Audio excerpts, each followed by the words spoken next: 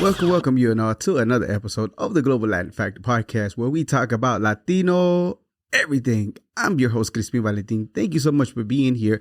Make sure you go and subscribe to the channel. Why? You have nothing to lose and lots to gain. Like this amazing story we're going to share with you. Julian Vilches, he is the creator of Sugar City, and the way that he put everything together was amazing, and his take of how to create is truly remarkable. So now to the episode. Julian, bienvenido. Thank you so much for being here. I appreciate you. Thank you for having me. Thank you so much for being here. Are you originally from the Cliff? Born and raised. Born and raised in the Cliff. That's awesome, man. Some of the movie, we're going to talk about everything about your movie, as far as everything that you got going on with the movie itself. The premiere, it was amazing. I was there to live it, so nobody would have to tell me. I know sometimes you kind of see social media and kind of make it like what's going on, but everything that was on it was pretty much accurate as far as what you had. Rookie mistake. I feel like I haven't done it in 4 years or 4 years now. Wow. It happens. Right? Trust me, I forget a lot of things on set too. You know what the beautiful thing about us is, Latinos at least, or Mexicanos, is that we are really good at improv and make stuff up and make it work. Man, our brain, my cast hear you that. Our brain works different than a lot of people, because a lot of people be like, oh my God, cut. And like you said, cut it. No, we're going to go ahead and keep it rolling. We're going to just mix them up as we wait for the tablet.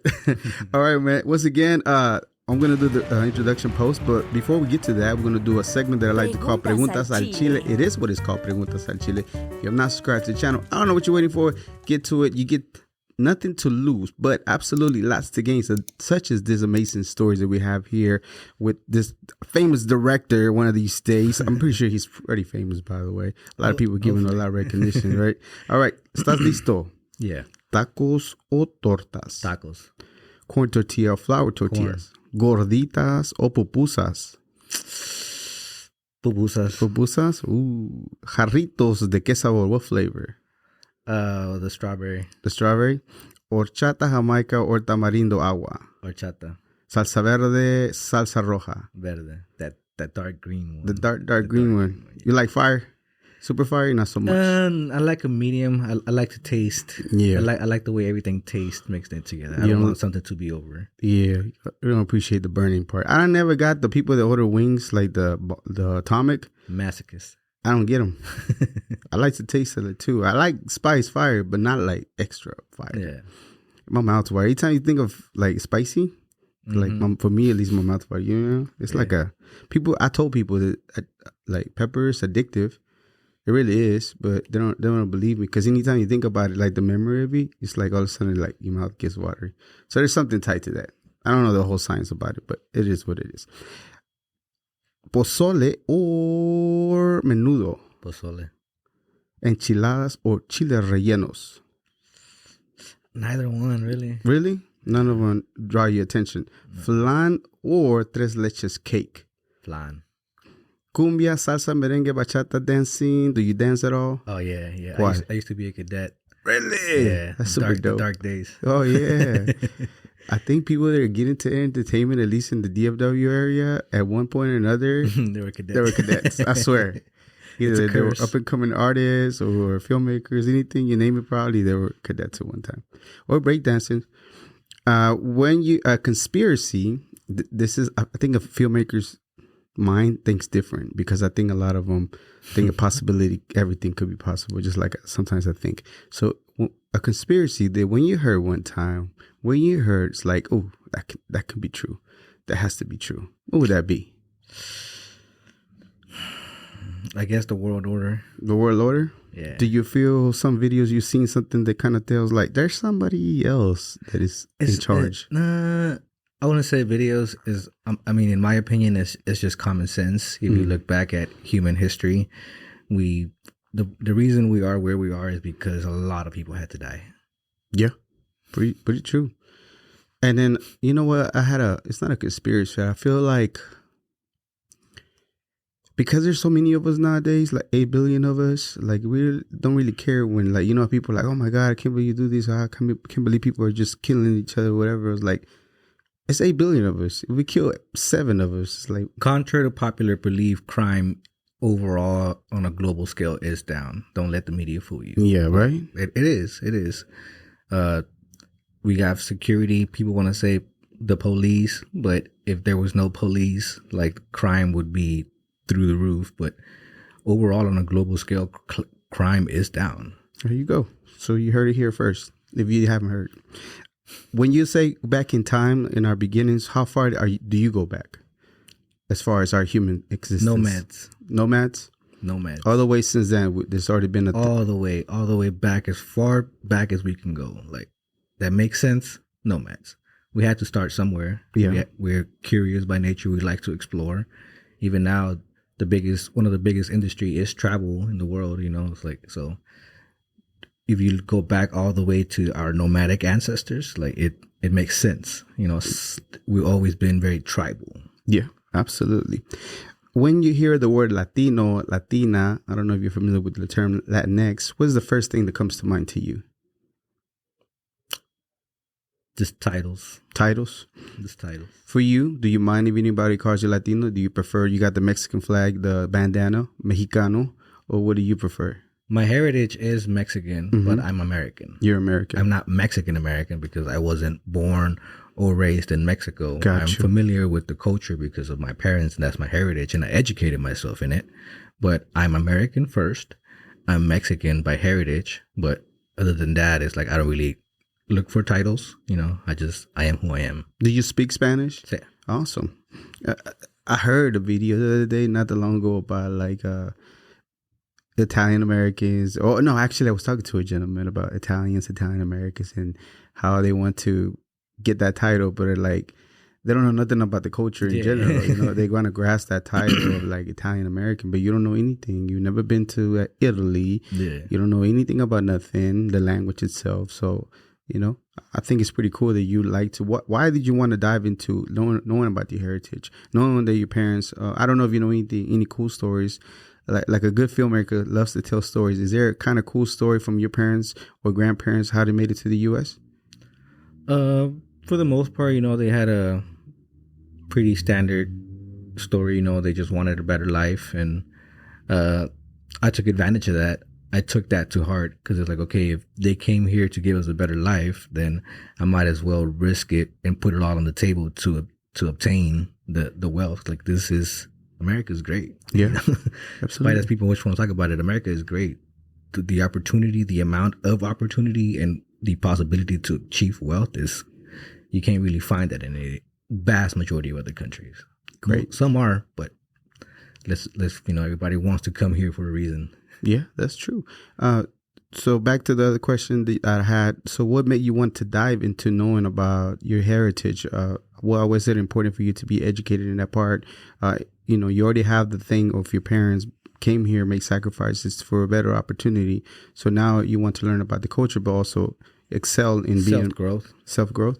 Yeah, self-growth. Like, if you don't know where you come from, you can't know where you're going. Like, part of understanding yourself is not only just looking at the future, but also understanding the past. Awesome. Like where you come from, and a lot of those memories are embedded in our DNA. That's why like certain people are really good at certain things. Yeah. Like, so that's why I dove into that, because I wanted to see like where I come from. Like why they said that I like nature so much that I connect to certain parts. Where you what area son tus papás? Michoacán. So both your mom and dad are from Michoacán? Around that area, yeah. Around that area? Yeah. That's pretty cool. Okay, so let's get started with the interview part.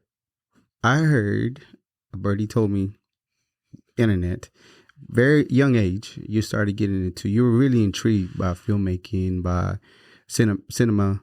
Why? What did you see first that you're like, oh my goodness, this is freaking amazing? Just the ability to immortalize. Like, cinema goes back to before we even had a camera, lights, and all of that.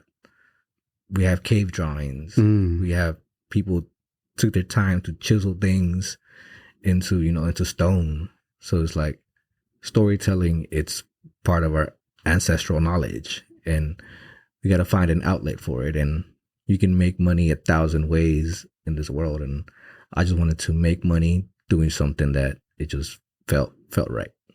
But where does that come from? As far as, was there a history lesson that you had that you realized, oh my goodness, we've been storytelling since forever ago? Or was it a particular movie that said, "Ooh, this is what I want to do"? Just growing up, watching movies. Growing up in Oak Cliff, you got two options: go outside and get in trouble, or stay home and just distract yourself. So for me, that was an outlet. I did get in a lot of trouble, but I was like, I also took time to stay away. I made those choices to consciously stay away from trouble, and a good thing I did. But yeah, it was just an outlet, and as I grew, this outlet became a passion. It's like, how do they do that? The curiosity, basically. Yeah. Curiosity got the best of me, and I'm very free spirited. I go with the wind, So life just led me to it, really. Like, that's awesome. Like, I can't say that it's something that I intentionally looked for. I just, let's go see where the wind goes. And I met people, and they put a camera in my hand, and from there I just kept going, and apparently I got good at it. Yeah, kind of, a little bit, I guess. Yeah. When you were saying about getting in trouble, was there something that happened to you particularly you were like, I learned my lesson, I'd rather not, and focus on something else?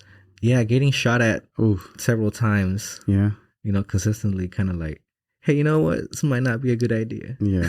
So they kind of put you on the arrow straight way instead of like, yeah, let me focus on that. Who was the first person to put the camera in your hands? Was it I know that you were part of like filming artists first, making music videos and stuff like that. Goodfellas, if I'm not mistaken, is one of the ones actually, Spider, that was on the film. Yeah. Well, I started with Goodfella a little bit earlier in my career, but I firstly started with Dustin Cavazos. I don't know if you've heard of him. He produces now. Yeah. He produces. Great artist. So you were his videographer for a while. I met Dustin at Bishop Arts. He was at a bar. His girlfriend at the time used to work there, so he was always at that bar. And let me guess, the bar 303. Yeah, yeah, man, that place is. I got a lot of good memories in 303. It's I'm still there. Still there. Yeah, still. The 303, I think it's called. They renamed it a little bit. Yeah. I used to be across the street at a little while, MCing Pier 247. Oh, okay. I used to MC for a little bit. Yeah, so I met him at 303 and found out that he's a cyclist.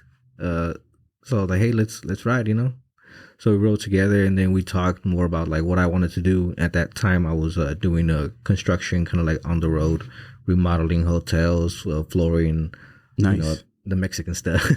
Yeah.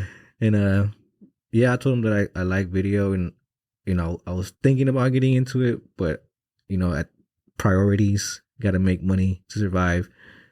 And then he called me a couple of days later. Like, his cameraman couldn't go for the tour that they were just about to go. And I was like, I mean, I don't know anything, but I got the time, so like, all right, cool. He's like, I'll teach you. Pardon me. So we hit the road. We went on the I Love Texas tour, and while I was there, he taught me how to do video photography, the basics, what he knew. And then from there, I just started learning more. And then I met Spider at 303. Same thing, yeah.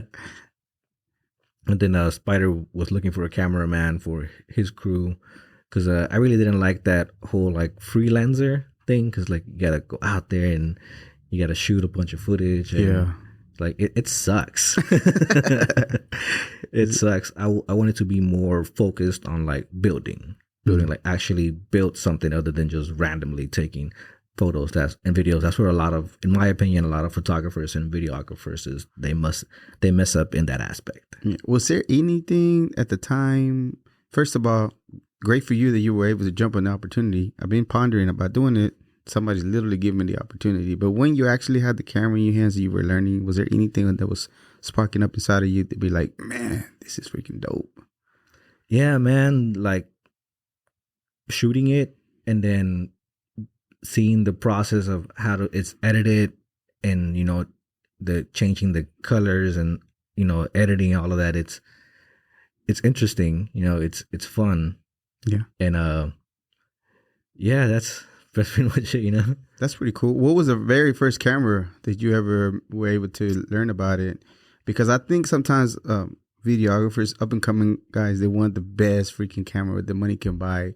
But if you don't know the basics of how to work your equipment, it doesn't matter the greatest camera if you don't know all the little details and everything else, lighting specifically for a lot of the videographers and photographers.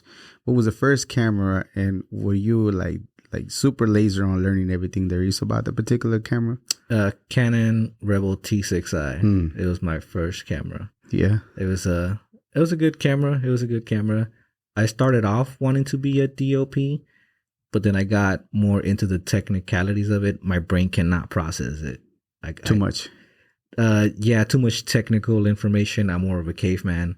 I like being outdoors, you know. So I started off as a DOP. I was a shooter for weddings and stuff like that. Tell me, DOP, what is that again? Director of photography. The photography, okay. Yeah, he's the one in a film set. Sometimes he doesn't really touch the camera. Like a top line DOP never touches the camera. He just organizes everything on the shot and tells people to roll it. So you're like the manager of the videographers that kind of tell them, shoot this.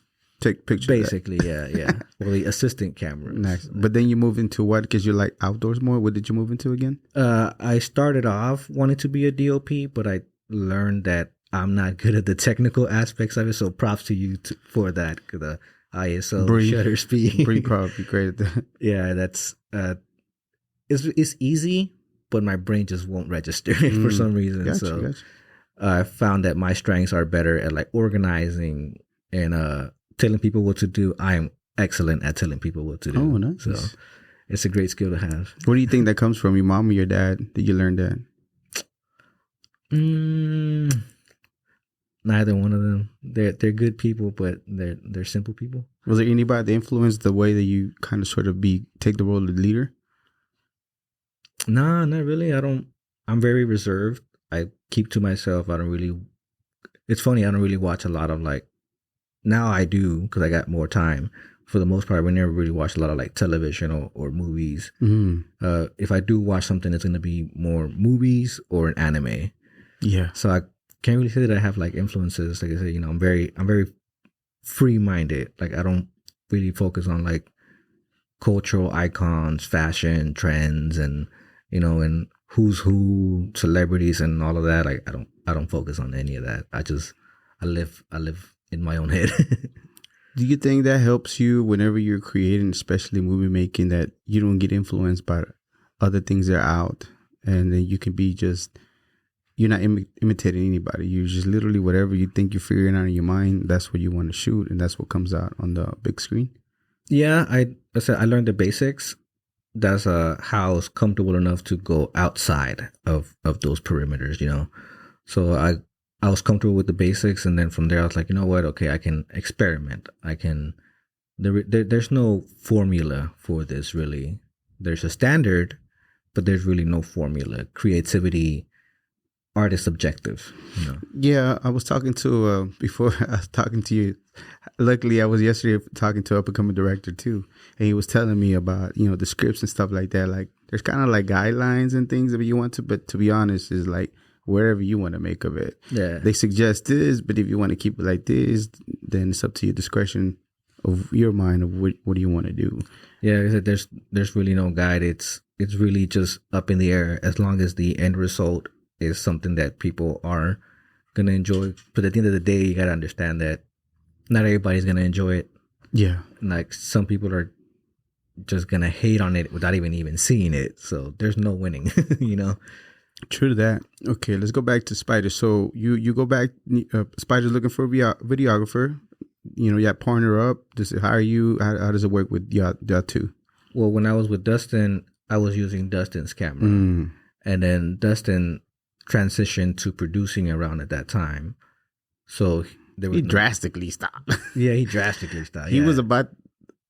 He got signed as a writer, if I'm not mistaken, but he's been working more like I thought he was on his way up as far as like he had the charisma, he had the following, That's what I'm saying. co-following, He had great but talent. He had great. he just, talent. I guess he wasn't, the spotlight wasn't for him. He just wanted to be in the back, just writing and doing things like that. Which now he's all tatted up, got a family, He's kids. family. Sometimes guy. I see him on social media and stuff like that. He's always been like, I guess you could say like the hippie spirit type of dude, free spirit type of dude. So I guess maybe he wasn't ready for that in general. But he writes and produces Happy P, and I tap into him. I know him. I met him a few times, so it's pretty cool. So he decides to go that route. So there's no more in the road. Yeah. So a Spider comes around, and there's another opportunity for you then. Yeah, it's funny enough. I met Spider at 303. Like I was just chilling there having a drink, and he just happens to walk by, and he started talking to me, and then, we followed each other on social media, and then I seen that he's an artist, and I was like, cool. I heard some of his music. I was like, it's pretty good. And then I seen one of his posts that he was looking for a cameraman to join his group. So I was like, hey, I got some experience, but I don't got no equipment. So he's like, I got some equipment. I got a camera, so I just need somebody to come with and shoot. And he's like, and then you keep the camera and you can practice. So that's cool. He was the second person to put a camera in my hand, and from there I started teaching myself a little bit more. That's when I realized, you know what? I don't think I'm going to be that good on this part, but I'm still going to learn what I can so that I can find out where, like I said, just see where it goes. Were you working on doing videos for him, or just in the behind the scenes type of stuff, or what were you working on for him? We shot a couple of music videos, but it was mostly like behind the scenes blog stuff. Go to the strip club. They're going to perform the music. Got you. Throw money at the strippers, and I'm just there with trying not to get distracted with the. What a gig. What a gig. Life is hard. Man, it was tough. Back. You coming up with the camera, it's hard. I don't know how you did it. Yeah. So how does that, after that, I don't know how long y'all worked together, but what is the next opportunity that presents yourself as you continue to do in this? He got into some troubles, and I'd kind of like distanced myself essentially from it, because it was like, I know where this is going. So I distanced myself a little bit. We still talked, we were still cool. But he was focused on other stuff too as well, so we weren't really shooting much.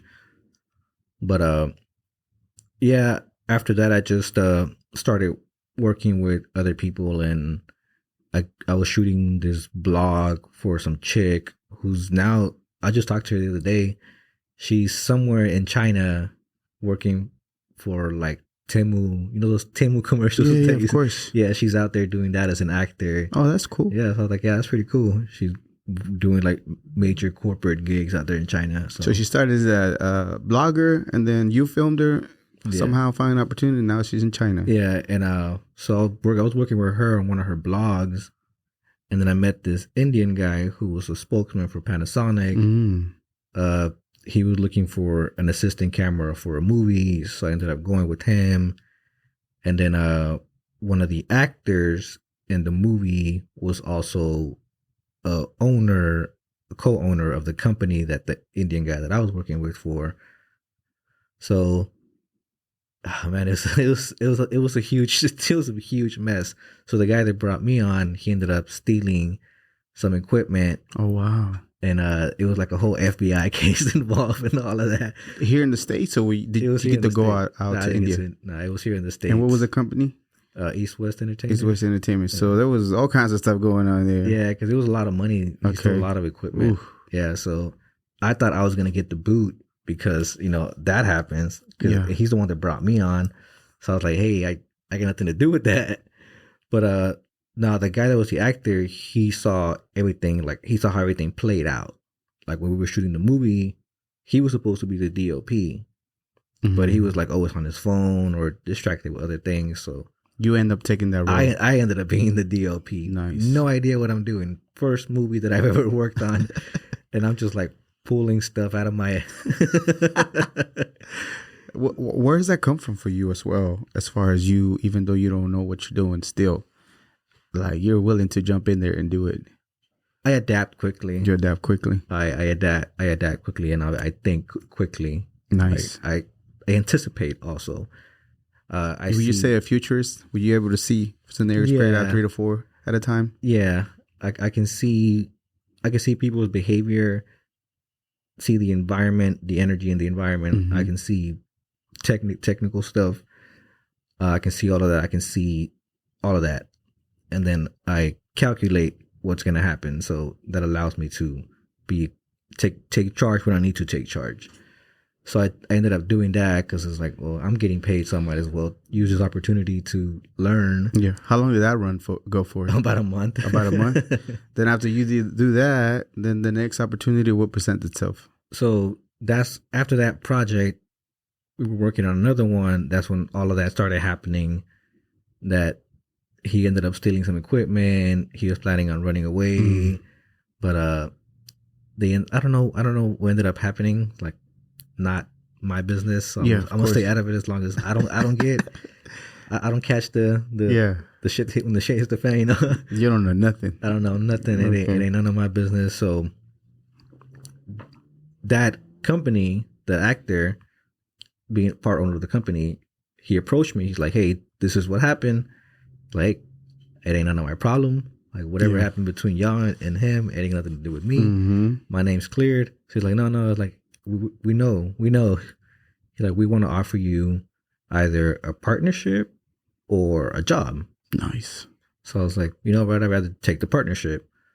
So I essentially got paid to go to film school because they put me on like huge projects, working with like A-listing directors from India. So I got a chance to work along some badass directors. Always here in the States, never in India? Yeah, here in the States. I was in New York, in Salt Lake City, LA, California, just all over. Wow. So what do you think they saw in you that they know that you weren't the one that was doing the bad stuff, and then were willing to spend the time to put you to school? Not only that, but you be the one that actually filmed the stuff. I didn't get angry. I didn't get upset. I do what I gotta do, and if a problem comes up, I don't get distraught. I just look for a solution and keep on going. That's great. Okay, so after that, how long did you work with them before you start moving on to the next thing? Terrible with dates. Yeah, I am time. Was it like a few years that you were with them? Probably a good. I did 10 years. 10 years that I've been here. Probably about 2 years, 3 years solo. Then probably a good like 5 or 6 years with them. Oh wow! And then through 3 years, around 3 years now since I left and I started working on my own project, Sugar City. Yeah. So was that it? The part where it's mutually, you rather start focusing on you doing your thing? Was there something that you just wanted to go ahead and leave, or what happened there? Yeah, a conflict of interest. I can't talk about that one, but we parted on mutual terms, at least from my standing. Like I got nothing against them, but I kept up my end of the deal. And unfortunately, some people don't. So, like I said, I'm not going to argue. I'm not going to fight with anybody. I'm just going to cut ties. So it was time for you to move on. So yeah, it's time for me to move on. You told me you were open book. You told me you were going to tell me the other day. For legal reasons. Yeah, for legal reasons. I'm not going to put you in a compromised position. So now, where does the Sugar City idea come from? First of all, tell me about the name. Why Sugar City? What does it mean to you? What does it stand? What people are not missing out is like, as far as like, why not D-Town City? Or because everything was pretty much basically Oak Cliff, Dallas area, right? Yeah. So funny story, right? I started Sugar City kind of more like of a comedy. It was more of a romantic, dark comedy. So Sugar City comes from the idea that the movie was supposed to be about 4 friends and them being in the sugar baby, sugar daddy, sugar mama lifestyle. Yeah, so it was going to be from that perspective. I wanted to make a movie about alternative relationships, So that's what the title comes from, like Sugar City, because it was like the main character is supposed to have like a sugar mama. Yeah. And the sugar mama happens to be the ex-wife of this corrupt lawyer politician. That's not what I saw on screen, bro. Not even close to what I saw on screen at all. We had a lot of problems. Why did you want to keep the name though? Why didn't you want to change it? It just sounds cool. It sounds cool. It just sounds cool. And also, it was catchy and it resonated really well. Like from the moment I put it out, people were like, yo, that sounds really, really cool. Some things that come to mind when I hear Sugar City is not the Sugar Mama thing. It's more like drugs. I get that a lot, but that actually that was never like my intent. Yeah. But what I saw on screen, I mean, I'm not trying to spoil it to you. I should have gone there, but it's a little bit about that lifestyle. It ended up working out that way. Like I said, the issue was that one, we couldn't find the mature women to play the roles that we needed because we needed a lot of fine cougars, and unfortunately, we couldn't get a lot of fine cougars. We got a lot of dudes, so it just had to work with what we had, you know. And so you have the idea of doing it like this. You can't find the talent. Now you got to pivot. When is the moment that you have to pivot to go the different route? So I knew that from my experience, just a random number, but 99.99% of like scripts or movie ideas don't make it past the writing stage. Like everybody has a great idea. Everybody can be a great director. Everybody can write a great script. Funding it, making it is an entirely different beast. Yeah. So I knew that was going to be the biggest issue. Like I can sit down all year long talking nonstop every day, every hour, every second about my movie and what I want to do. Nobody gives a flying F. Yeah, nobody cares, you know? Yeah. Nobody cares. Nobody cares what you want to do. Like, doesn't that feel kind of bad? Because I feel the same way sometimes on the pod. Nobody cares, but at the same time, you were given the vision. So irrelevant to what they care. You wish they would jump on board, but there was like a vision of you to be that was given. You know what I mean? I mean, in my opinion, like you just gotta not care. Like you gotta understand that at the end of the day, nobody really cares what you want to do or how you want to do it. I guess it was not sad, but in general, like the wish that everybody would jump on it would be like, man, I don't really care. No, that's what it is. I don't really care. Like, I do things because I want to do them because I like them. If people don't like it, even if they do like it, honestly, I don't care. You know, what is your satisfaction? Just doing it, and having it done. Yeah. Okay. For me, it's more of ego. You know, some people are not willing to admit that, but that's the reality of people. It's all about ego. Like, for example, when you do your podcast and you interview people, when it's all said and done, you feel good, right? Yeah. So that's why you do it for other reasons, yes, but at the end of the day, you feel good. Yeah. So that's for me, is like, I'm not afraid to admit that. Like, I do things because we're selfish creatures, and I am open to admit that I am very selfish, and I do it first and foremost for myself and my satisfaction, and to prove to myself that I can, because I want to.